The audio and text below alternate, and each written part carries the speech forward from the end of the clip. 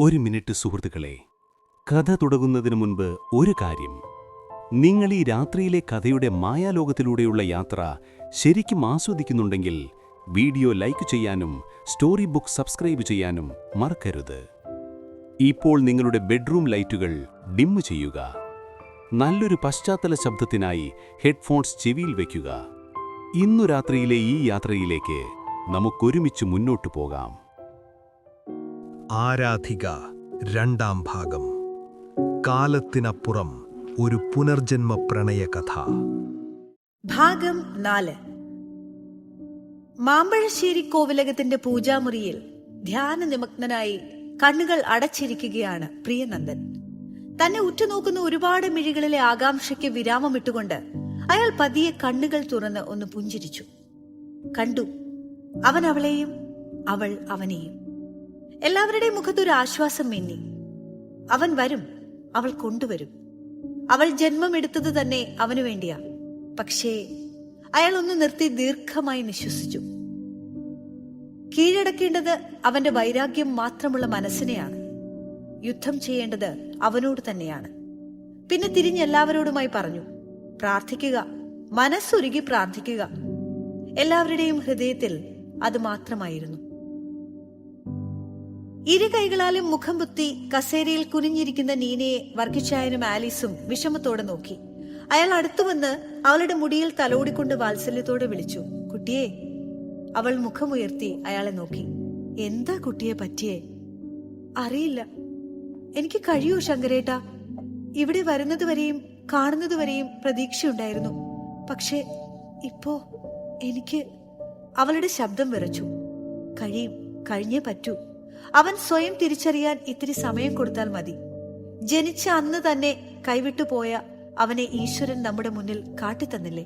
നമ്മുടെ കൈ എത്തും ദൂരത്ത്, കണ്ണെത്തും ദൂരത്ത് കൊണ്ടു തന്നില്ലേ? വരും.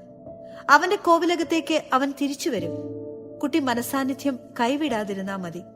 അവൾ സ്വയം വിശ്വസിപ്പിക്കുന്നത് പോലെ അതേന്ന് തലയാട്ടി. തന്റെ മുറിക്കുള്ളിൽ അസ്വസ്ഥതയോടെ അവൻ അങ്ങോട്ടും ഇങ്ങോട്ടും നടന്നു. അവന് സംഭവിക്കുന്നതൊക്കെ ഒരു അത്ഭുതം പോലെ തോന്നി. എന്തൊക്കെയാണ് സംഭവിക്കുന്നത്? സ്വപ്നം സത്യമാവുക? ഇതെങ്ങനെ? ആരാണവൾ? എന്തിന് അവർ ഇവിടേക്ക് വന്നു? അവൾ എന്തിനാണ് തന്നെ ദേവ എന്ന് വിളിക്കുന്നത്? ആലോചിക്കും തോറും അവന് ഭ്രാന്ത് പിടിക്കുന്നത് പോലെ തോന്നി. കണ്ടെത്തണം, എത്രയും വേഗം. അവൻ മനസ്സിലുറപ്പിച്ചു. Every night in my dreams I see you, I feel you, you have come to. ആ സോങ് താൻ കാണുന്ന ഇഷ്ടമല്ലാത്ത സ്വപ്നത്തെ ഓർമ്മിപ്പിക്കും എന്നതിനാൽ അത് കേൾക്കുന്നതേ അവന് കലിയാണ്. താൻ യാതൊരു വികാരങ്ങൾക്കും അടിമപ്പെടാൻ പാടില്ലാത്തവനാണെങ്കിൽ പോലും. ഈ പെണ്ണിന്റെ കാര്യം പിറുപിറുത്തുകൊണ്ട് അവൻ കോൾ അറ്റൻഡ് ചെയ്തു. ജെസ്സിയാണ്. അവളുടെ ഫേവറേറ്റ് സോങ് ആണത്. എപ്പോൾ വീട്ടിലെത്തിയാലും അവൾ അവന്റെ ഫോൺ പിടിച്ചു വാങ്ങി റിംഗ് ടോൺ അവളുടെ ഇഷ്ടത്തിന് മാറ്റും. അവളുടെ കോൾ വരുന്നത് ആ റിംഗ് ടോൺ മതിയെന്നാണ് അവളുടെ പക്ഷം. പീലിച്ചായോ?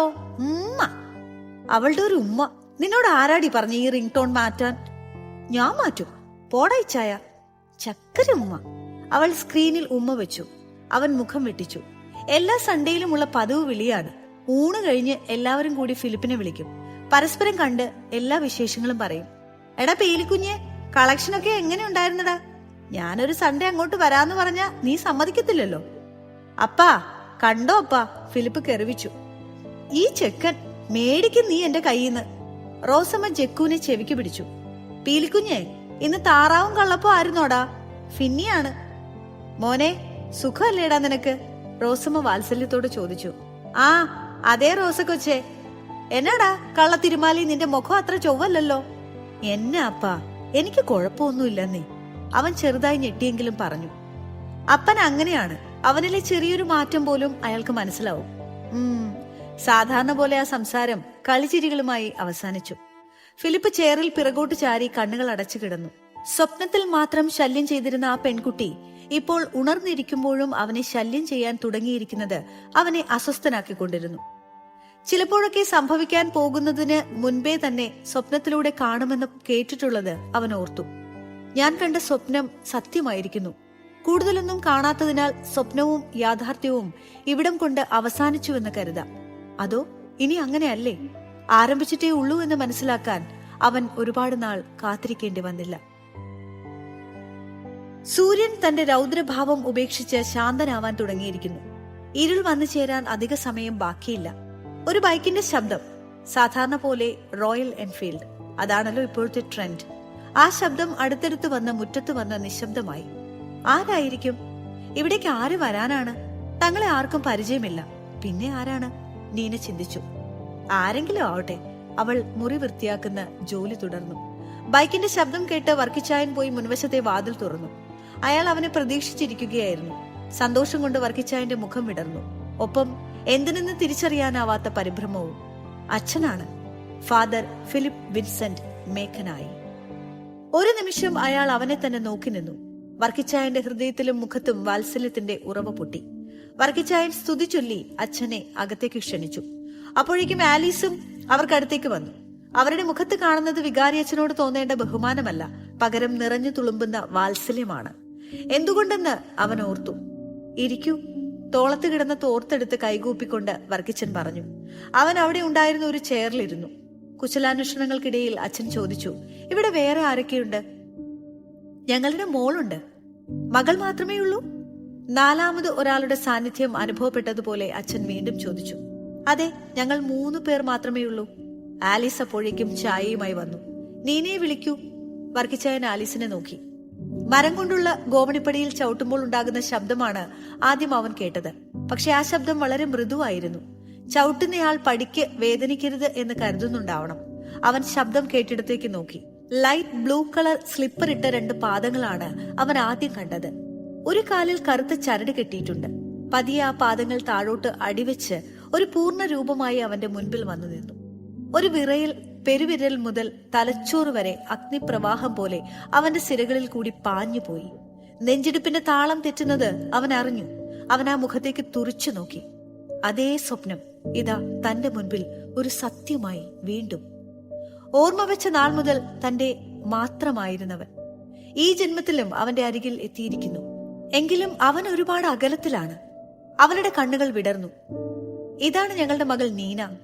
സ്തുതി പറയണമെന്ന് അവൾ നേരത്തെ പറഞ്ഞു ഏൽപ്പിച്ചിരുന്നെങ്കിലും അപ്പോഴത്തെ പരിഭ്രമത്തിൽ അത് മറന്നുപോയ അവൾ തന്റെ സ്വതസിദ്ധമായ രീതിയിൽ പുഞ്ചിരിച്ചുകൊണ്ട് അവനെ നേരെ കൈകൂപ്പി.